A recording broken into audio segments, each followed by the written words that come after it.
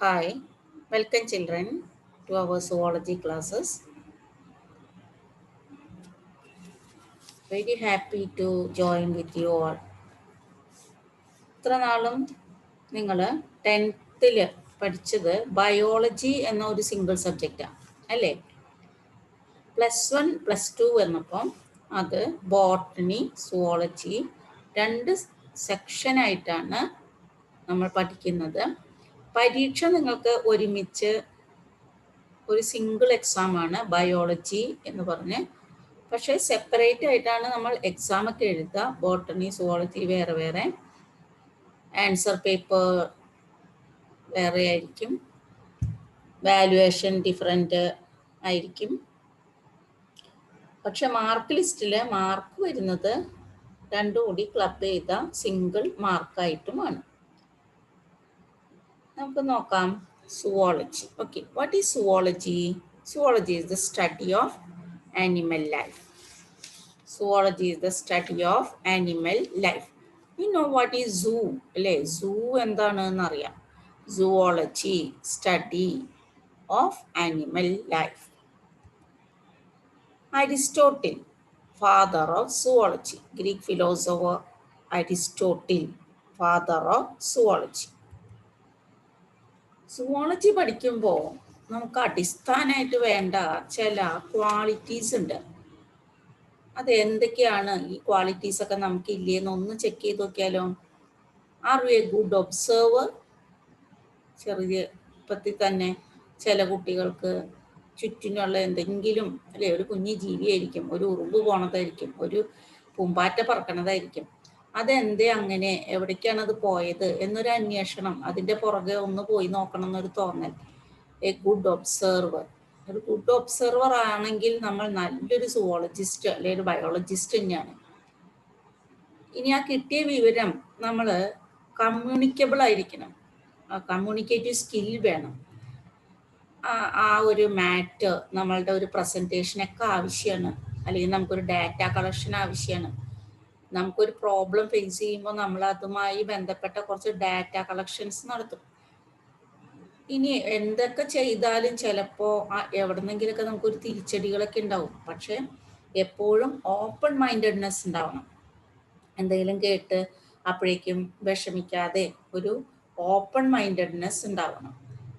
അതുപോലെ തന്നെ ഇമാജിനേറ്റീവ് ആണ്. എന്താണ് ഉണ്ടായത് എന്നുള്ള ഒരു ചിന്തയിൽ ഒരു ഇമാജിനേറ്റീവ്, ക്രിറ്റിക്കൽ, ക്രിയേറ്റീവ് തിങ്കർ ആയിരിക്കണം. ക്രിറ്റിക്കലായിട്ടും ക്രിയേറ്റീവായിട്ടും ഉള്ള ഒരു നല്ല ക്രിയേറ്റിവിറ്റി ഉണ്ടെങ്കിൽ നമുക്ക് ഏറ്റവും നല്ല സുവോളജിസ്റ്റ് തന്നെയായി മാറും. അനാലിസിസ് പവർ, ഇൻ്റർപ്രിട്ടേഷൻ, കിട്ടിയ ഇൻഫർമേഷൻസ് ഒക്കെ വെച്ച്. അതുപോലെ തന്നെ ലവബിൾ, പേഷ്യൻറ്റ്, ഇമോഷണലി സ്റ്റേബിൾ, എല്ലാം എന്തൊക്കെയായാലും എല്ലാ കാര്യത്തിനെയും അതേപടി സ്വീകരിക്കാനുള്ളൊരു കഴിവ്, അതാണ് ഇമോഷണലി സ്റ്റേബിൾ. Self motivated. അങ്ങനെയാണോ? നിങ്ങൾ ആരെങ്കിലും പറഞ്ഞാൽ മാത്രമാണോ നമ്മൾ എന്തെങ്കിലും വർക്ക് ചെയ്യാമെന്ന് വിചാരിക്കുക? നമ്മുടെ ഉള്ളിൽ തന്നെ തോന്നിയിട്ട് നമ്മൾ പല കാര്യവും മുന്നോട്ട് വന്ന് ചെയ്യാനായിട്ടുള്ള ഒരു കാലിബർ നമ്മൾ സ്വയമായിട്ടുണ്ടാവും ചില കുട്ടികൾക്ക്. അതിനെ സെൽഫ് മോട്ടിവേറ്റഡ്, ആരും വിളിക്കൊന്നും വേണ്ട, അല്ലാതെ തന്നെ ഇങ്ങനെ ഇറങ്ങി വരും എന്തെങ്കിലും കാര്യം പറയുമ്പോഴേക്കും. ഓക്കെ, അതുപോലെ തന്നെ എന്തെങ്കിലും ഒരു നമ്മൾ ചെയ്ത് കണ്ടെത്തിയ ഇൻഫർമേഷൻസ് നല്ല രീതിയിൽ പ്രസൻറ്റ് ചെയ്യണം, ഡോക്യുമെൻ്റ് ചെയ്യണം, പ്രസൻറ്റ് ചെയ്യണം.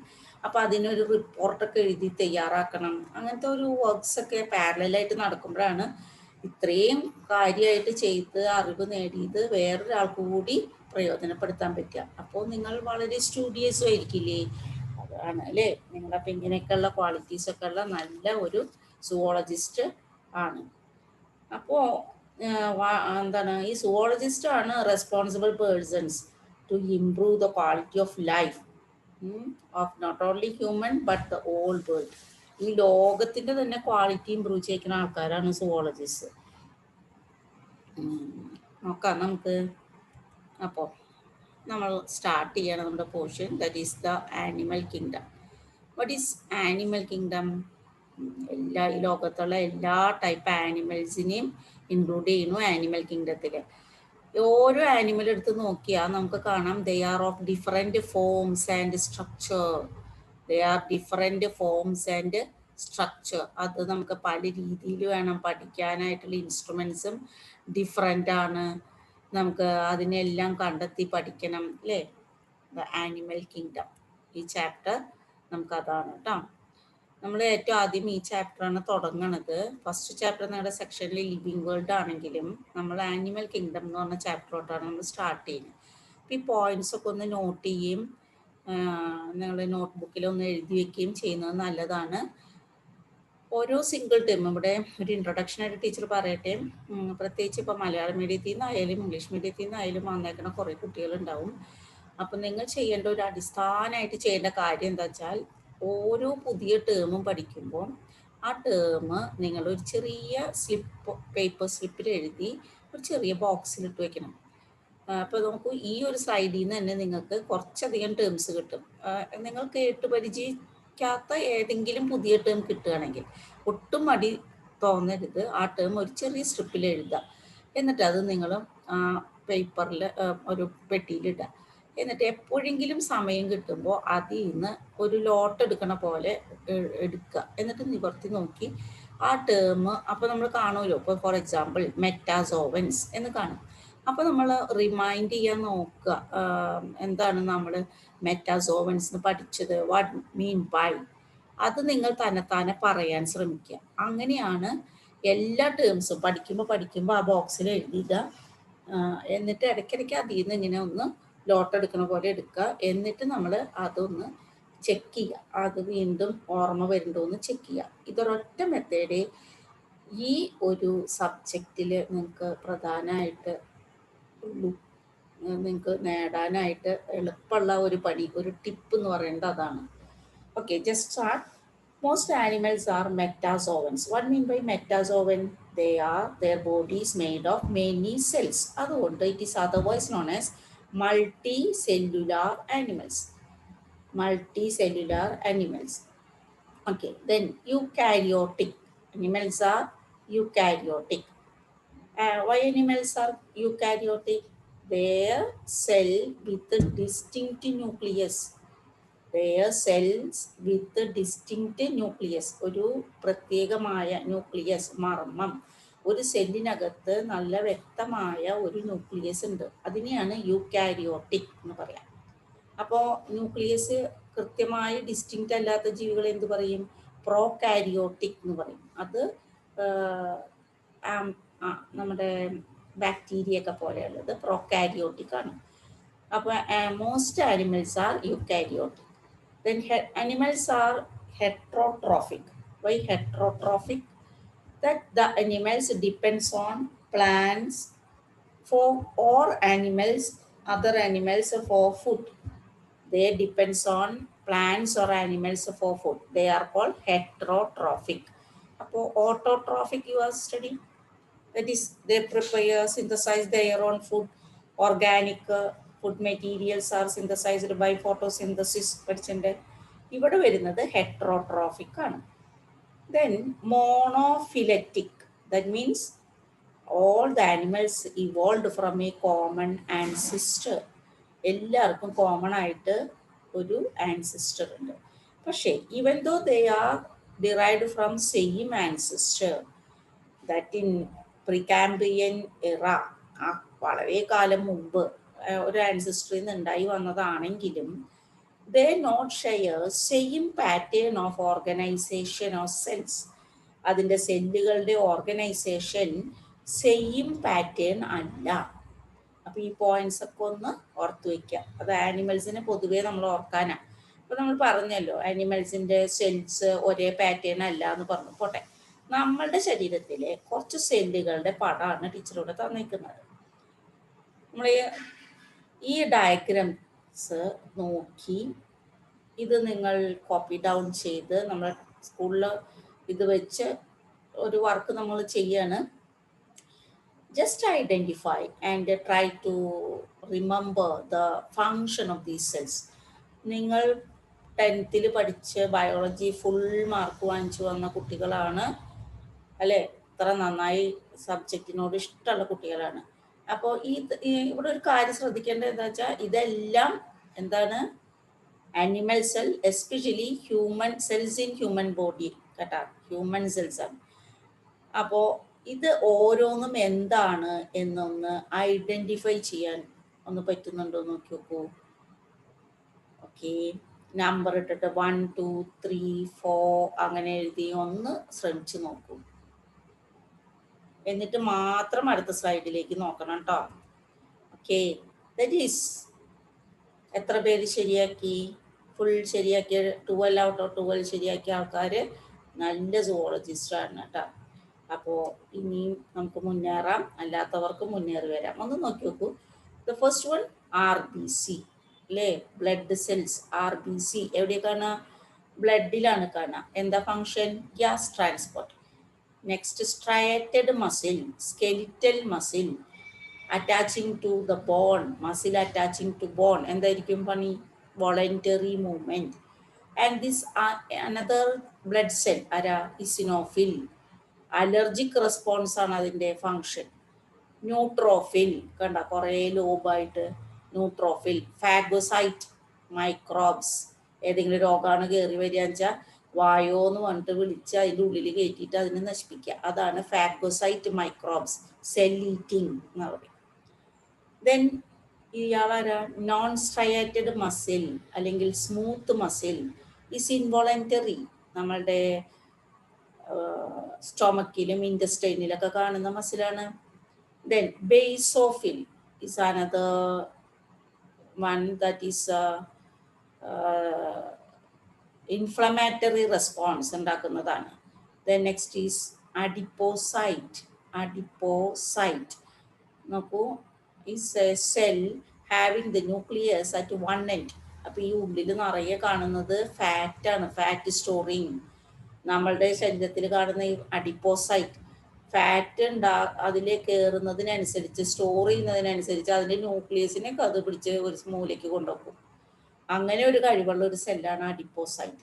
Then lymphocyte is another blood cell that is antibody response. കറക്റ്റായിട്ട് ഒരു ആൻറ്റിജന് യോജിച്ച സ്പെസിഫിക് ആൻറ്റിബോഡി ഉണ്ടാക്കുന്നത് ലിംഫോസൈറ്റുകളാണ്. ബി ലിംഫോസൈറ്റ് എന്ന് പറയും. ദെൻ ഒസ്റ്റിയോസൈറ്റ്. ഓക്കെ, ബോണിൽ കാണുന്ന സെല്ലാണ് ഓസ്റ്റിയോസൈറ്റ്. അപ്പോൾ എന്തായിരിക്കും? Provide support. ദെൻ മോണോസൈറ്റ് ഏറ്റവും ലാർജസ്റ്റ് WBC ആണ്. It engulf pathogen. നേരത്തെ നമ്മുടെ ന്യൂട്രോഫിൽ ചെയ്തതുപോലെ. ഹിയർ ഇത് നിങ്ങൾക്ക് വളരെ ഫെമിലിയർ ആയിട്ട് കിട്ടിയിട്ടുണ്ടാവും അല്ലേ? Neuron transmit impulses, messages. Then this one is cardiac muscle. എവിടെ ഇരിക്കും കാണുക?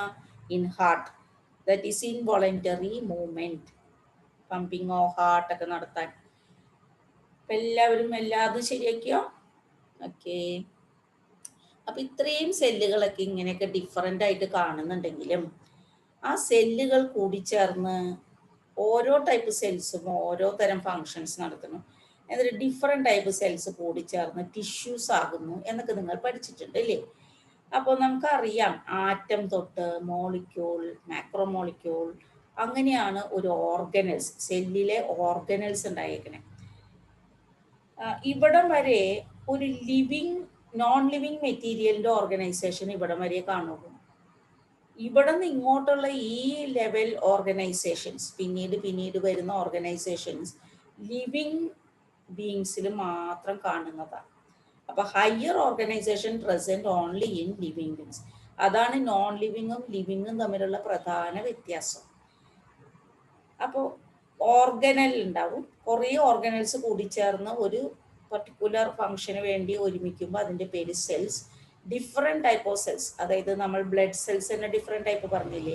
അപ്പോൾ ആ ഡിഫറെൻറ്റ് ടൈപ്പ് ഓഫ് സെൽസ് ഒരുമിക്കുമ്പോൾ ആരാവും? Tissue. Which type tissue? that is blood, that is a fluid tissue. അതുപോലെ നേരത്തെ നമ്മൾ പറഞ്ഞതിൽ ഓരോന്നും ഡിഫറെൻറ്റ് ടൈപ്പ് ഓഫ് ടിഷ്യൂസ് ഉണ്ട്. 4 ടൈപ്പ് ടിഷ്യൂസ് ഉണ്ട്, നിങ്ങൾ പിന്നീട് പഠിക്കും. ഈ ടിഷ്യൂസ് എല്ലാം കൂടി ചേരുമ്പോൾ ആരാവും? ഓർഗനാവും. നമുക്കറിയാം ഈ ഹാർട്ട് എന്ന് പറഞ്ഞതിൽ എല്ലാ ടൈപ്പ് 4 ടൈപ്പ് ടിഷ്യൂസും അതിൽ കാണും. മസിൽ ടിഷ്യൂ കാണും, നെർവ് ടിഷ്യൂ കാണും, ദാറ്റ് ഈസ് എപ്പിത്തീലിയൽ ടിഷ്യൂ കാണും, കണക്റ്റീവ് ടിഷ്യൂ ബ്ലഡ് കാണും. ഓക്കെ. എല്ലാ ടൈപ്പ് ടിഷ്യൂസും കാണുന്ന ഓർഗൻസ് ഉണ്ടാവും. ഇങ്ങനെ ഹാർട്ട് മാത്രമല്ലല്ലോ നമുക്ക്. Okay, different organs are present. അങ്ങനെ എല്ലാ ഓർഗൻസും കൂടി ചേരുമ്പോൾ എന്തുണ്ടാവും? ഓർഗൻ സിസ്റ്റം ഉണ്ടാവും. Which is the organ system here? Yes, the digestive system. അതുപോലെ കുറേ സിസ്റ്റംസ് നിങ്ങൾ പഠിച്ചിട്ടില്ലേ? എല്ലാ സിസ്റ്റവും കൂടി ചേരുമ്പോൾ ആരാകും? N organism. അപ്പോൾ ഒരു ഓർഗനൈസേഷൻ കണ്ടല്ലോ, from simple to complex the arrangements, that is called levels of organisation. Levels of cellular organisation ആണ് ഈ പറഞ്ഞത്. സെൽസ് തൊട്ട് പറഞ്ഞാൽ മതി. Cell to tissues, tissues to organ, organ to organ system, and then into organism. These are the different levels of cellular organization. അപ്പോൾ ഒന്ന് എഴുതി വെച്ചോളൂ കേട്ടോ. which are the different levels of cellular organization from cell, tissues, organ system, organism. അങ്ങനെയാണ് ഈ ലോകത്തെ മിക്ക ഓർഗാനിസംസും ഉണ്ടായിട്ടുള്ളത്. നമുക്കറിയാം most of the animals are multi cellular.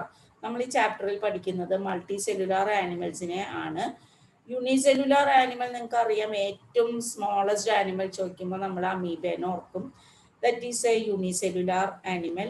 അതിൻ്റെ കൂട്ടുകാർ കുറച്ച് പേരൊക്കെ ഉണ്ട്. അവരെയൊക്കെ ഒരുമിച്ച് വേറൊരു ഫൈലം എന്ന് വെച്ചാൽ ഒരു ഗ്രൂപ്പിനാണ് പറയുന്നത്. That is the phylum protozoa എന്ന് പറയും.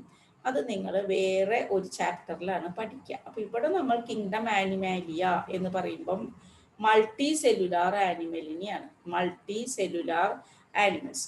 മൾട്ടി സെല്ലുലാർ ആനിമൽസിൻ്റെ ഒരു എക്സാമ്പിൾ ആണല്ലോ ഹ്യൂമൻ ബീങ്. നമ്മൾ നേരത്തെ പഠിച്ചത് ദ ലെവൽസ് ഓഫ് ഓർഗനൈസേഷൻ.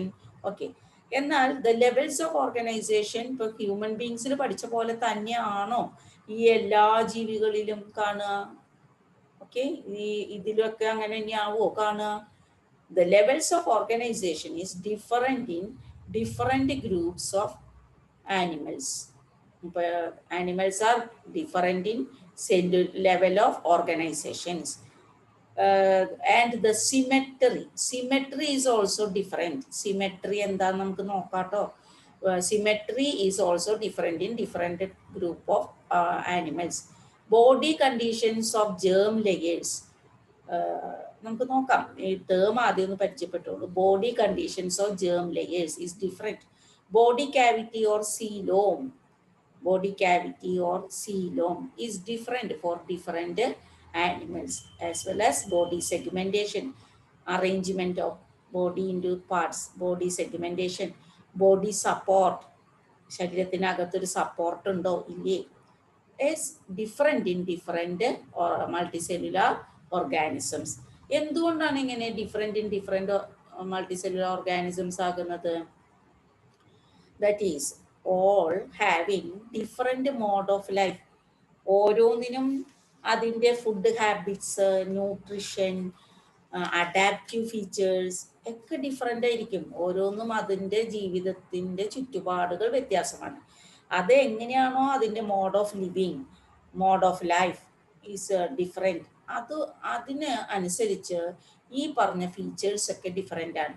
അപ്പം നമുക്ക് ആനിമൽസിനെ, മൾട്ടിസെല്ലുലാർ ആനിമൽസിനെ ഒന്ന് പഠിക്കാൻ നമ്മൾ അതിനെ തന്നെ ഒന്നുകൂടി ക്ലാസിഫൈ ചെയ്യണം അല്ലേ? ഇപ്പം നമ്മൾ പറഞ്ഞു levels of organisation is different. നമ്മൾ ഹ്യൂമൻ ബീങ്ങിനെ പഠിച്ചപ്പോൾ ലെവൽസ് ഓഫ് ഓർഗനൈസേഷൻ പറഞ്ഞാൽ അതിൽ എന്ത് ടൈപ്പ് ഓർഗനൈസേഷൻ കാണും? Yes, the organ system level organisation present. നമ്മളുടെ ശരീരത്തിൽ കുറേ ഓർഗൻ സിസ്റ്റംസ് ഉണ്ട് എന്ന് നമുക്ക് അറിയാം. അതേസമയം നമ്മൾ വളരെ സിംപ്ലസ്റ്റ്, ഇപ്പോൾ കുറച്ചുകൂടി സിംപ്ലസ്റ്റ് ഈ പിക്ചറിൽ കാണുന്നത് നമുക്കൊരു ക്രാബിനെ കാണാം. അതിനകത്ത് നോക്കുകയാണെങ്കിൽ നമുക്ക് എന്തെല്ലാം ലെവൽസ് ഓഫ് ഓർഗനൈസേഷൻ കാണും? അതിലും നിങ്ങൾക്ക് ഈ ടൈപ്പ് ഓർഗനൈസേഷൻ കാണും. എന്തെന്ന്? That the organ system level organisation കാണും. പക്ഷെ കുറച്ചുകൂടി താഴേക്കുള്ള ജീവികളെയാണ് നമ്മൾ നോക്കുന്നത് എന്ന് വെച്ചാൽ ദാറ്റ് ഈസ് ഇപ്പോൾ വേംസ് അല്ലെങ്കിൽ ഹൈഡ്ര, അങ്ങനെയൊക്കെ നിങ്ങൾ പഠിച്ചിട്ടില്ലേ? അങ്ങനെയൊക്കെ വരുമ്പോൾ അതിൻ്റെ ലെവൽസ് ഓഫ് ഓർഗനൈസേഷൻ കുറേയും കൂടി സിമ്പിൾ ലെവലിലേക്ക് വരും. അപ്പോൾ ഏതൊക്കെയായിരിക്കും സിമ്പിൾ ലെവൽ? ഏറ്റവും ഫസ്റ്റ് ലെവൽ ഏതാ നമ്മൾ പറഞ്ഞത്? Cellular level. പിന്നെയാണ് എന്ത്? Tissue level. പിന്നെയാണ് organ level. Then organ system level organisation. അപ്പോൾ ഏറ്റവും സിംപ്ലസ്റ്റ് ആനിമൽസിൽ which level organisation present? Cellular levels of organisation present. അങ്ങനെ വരുമ്പോൾ the kingdom Animalia can be divided into different groups. ആ ഗ്രൂപ്പുകൾക്ക് ഫൈലം എന്ന് പറയും. Phyla plural, phylum singular. Okay, അപ്പോൾ ഇവിടെ നമുക്ക് ഇതേ ഡിഫറെൻറ്റ് ഫൈല തന്നിട്ടുണ്ട്. ഈ ഫൈല നമ്മളിവിടെ നോക്കിക്കഴിഞ്ഞാൽ നമ്മുടെ ലെവൽസ് ഓഫ് ഓർഗനൈസേഷൻ ഒന്ന് നോക്കിയതേ. Cellular level of organisation. Cellular level of organisation കാണിക്കുന്നത് ആകെ ഒരു മൾട്ടി സെല്ലുലാർ ആനിമൽ ഗ്രൂപ്പാണ്. ഏതാത്? Phylum Porifera is the simplest animal group. Phylum Porifera. Okay, അത് കഴിഞ്ഞാൽ പിന്നെ കാണിക്കും tissue level, organ system level. ബാക്കിയുള്ളതൊക്കെ ആ ഗ്രൂപ്പിൽ പെടുത്തിയിട്ടാണ് കാണിച്ചേക്കണേ. അപ്പോൾ ഇവിടെ ഈ നിഡേറിയ, ടീനോഫോറ ഇത് ടിഷ്യൂ ലെവൽ ഓർഗനൈസേഷൻ കാണിക്കും. Tissue level. അത് കഴിഞ്ഞാൽ പ്ലാറ്റിഹെൽമിന്തസ് അപ്പോൾ വരും ഓർഗൻ ലെവൽ ഓർഗനൈസേഷൻ. പിന്നീട് ഇവിടെ നിന്ന് ഇങ്ങോട്ട് എല്ലാവരും ഓർഗൻ സിസ്റ്റം ലെവൽ ഓർഗനൈസേഷൻ കാണിക്കും. അപ്പോൾ മനസ്സിലായല്ലോ? Porifera cellular level, these two tissue level, platyhelminthes organ level, then here onwards organ system level. പിന്നീട് സിമെട്രി നോക്കിയാലും അതുപോലെ, നമ്മൾ നേരത്തെ സിമെട്രി പറഞ്ഞല്ലോ, സിമെട്രി നോക്കിയാലും അതുപോലെ ഈ പൊരിഫറ എന്ന ഗ്രൂപ്പിൽ അതിനെ പ്രത്യേകിച്ച് സിമെട്രി പറയാൻ പറ്റില്ല. അപ്പോൾ എസിമെട്രി എന്നാണ് പറയാം. ബാക്കിയുള്ള ഗ്രൂപ്പിൽ രണ്ടെണ്ണത്തിന് റേഡിയൽ സിമെട്രി കാണിക്കുമ്പോൾ അവിടെ നിന്ന് ഇങ്ങോട്ട് പിന്നെയുള്ളത് എല്ലാം ബൈലാറ്ററൽ സിമെട്രി കാണിക്കും. അതുപോലെ തന്നെ ബോഡി ക്യാവിറ്റി എല്ലാത്തിനും ഒരേപോലെയാണോ? അല്ല എന്ന് നമുക്ക് ഇതിൽ നിന്ന് മനസ്സിലാവുന്നു. ബോഡി ക്യാവിറ്റി, ഇവർക്ക് ബോഡി ക്യാവിറ്റി സ്പെഷ്യലായിട്ട് കാണാനില്ല. അപ്പോൾ ദേ ആർ എ സീലോം. പ്രത്യേകിച്ച് ബോഡി ക്യാവിറ്റി ഇല്ലെങ്കിൽ എ സീലോം, എ ആഡ് ചെയ്തിട്ട് സീലോം, എ സീലോം. ഇവർക്ക് ബോഡി ക്യാവിറ്റി പ്രത്യേകിച്ചില്ല. ഈ പ്ലാറ്റിഹെൽമിന്തസ് വരുമ്പോഴും വിത്തൗട്ട് ബോഡി ക്യാവിറ്റിയാണ് എസീലോമേറ്റ്. എന്നാൽ ആഷൽമിന്തസ് എന്ന് പറഞ്ഞ ഈ ഗ്രൂപ്പ് വന്നപ്പോൾ അവർക്ക് ബോഡി ക്യാവിറ്റി ഒരു ഫാൾസ് ബോഡി ക്യാവിറ്റിയാണ്. സ്യൂഡോപോഡിയ അല്ലേ, കപടപാദങ്ങൾ, false coelom. Body cavity original അല്ല. ഓക്കെ, അപ്പോൾ ഒറിജിനൽ ആണെങ്കിൽ എന്ത് പറയും? Coelomate, true coelom. ബാക്കിയുള്ള ഗ്രൂപ്പൊക്കെ ട്രൂ സീലോമാണ്. ഇങ്ങനെ നിങ്ങൾക്ക് ഇത് ഓർമ്മയിൽ നിർത്താൻ നമുക്ക് ആകെയുള്ളൊരു വഴി എന്താ അറിയോ? ഇത് ഇവിടെ നിന്ന് ഇങ്ങോട്ട് ഓർഡറിൽ ആദ്യം ഈ ഫൈലത്തിന്റെ പേര് കിട്ടണം. അത് നമ്മളിങ്ങനെ ഒരു ഗെയിം പോലെ കളിക്കൂട്ടോ. അപ്പൊ റെഡി ആവണം, എല്ലാവരും റെഡി ആയിട്ടിരിക്കണം. എന്നിട്ട് ഒരാളോട് ഒരു ചോദ്യം ചോദിച്ചാൽ അയാള് സ്റ്റാർട്ട് ചെയ്യും. ഫൈലത്തിന്റെ പേര് പറയാൻ സ്റ്റാർട്ട് ചെയ്ത അത് സ്റ്റോപ്പ് എന്ന് പറയുമ്പോഴേക്കും അടുത്ത ആള് പറയാൻ, എവിടെ നിന്നാണോ സ്റ്റോപ്പ് ചെയ്ത് അവിടെ നിന്ന് അടുത്ത ആള് പറയാൻ തുടങ്ങും. അങ്ങനെ നമ്മളൊരു ഗെയിം കളിക്കും. അപ്പോൾ നിങ്ങൾ അങ്ങനത്തെ കുറച്ച് ഗെയിം വഴി ഇത് നിങ്ങൾ ഫെമിലിയറൈസ് ചെയ്യും. ഫെമിലിയറൈസ് ചെയ്യേണ്ടത് ആകെ ഇത്ര മാത്രം: ഈ പോയിന്റ്സ്, പേരുകൾ ഓർഡറിൽ കിട്ടണം, സീക്വൻഷ്യൽ. ഇപ്പോൾ Aschelminthes, which phylum is just after Aschelminthes? As Annelida. Which one is before Aschelminthus? as Platyhelminthes. അപ്പോൾ പെട്ടെന്ന് അത് കിട്ടണം, അത്ര സീക്വൻഷ്യലായിട്ട് അത് കിട്ടാൻ നിങ്ങൾ നന്നായി പഠിച്ചിരിക്കണം. അതുകൊണ്ടാണ് ഞാൻ ഇത്രയും പ്രാവശ്യം അത് പറയുന്നത്. ഈ ചാപ്റ്ററിൻ്റെ ഏറ്റവും പ്രധാനപ്പെട്ട ഒരു സെക്ഷനാണിത്. അപ്പോൾ ഇത് എഴുതിയെടുക്കുക, നന്നായി പഠിച്ചു വെക്കുക. ഏതൊക്കെയാണ്? Porifera, Cnidaria, Ctenophora, Platyhelminthes, Aschelminthes, Annelida, Arthropoda, Mollusca, Echinodermata, Hemichordata, കോഡേറ്റ. ഓക്കെ, പ്രിപ്പയർ ചെയ്യണം. അടുത്ത ക്ലാസ്സിലേക്ക് വരുമ്പോഴേക്കും റെഡി ആയിട്ട്. Thank you children.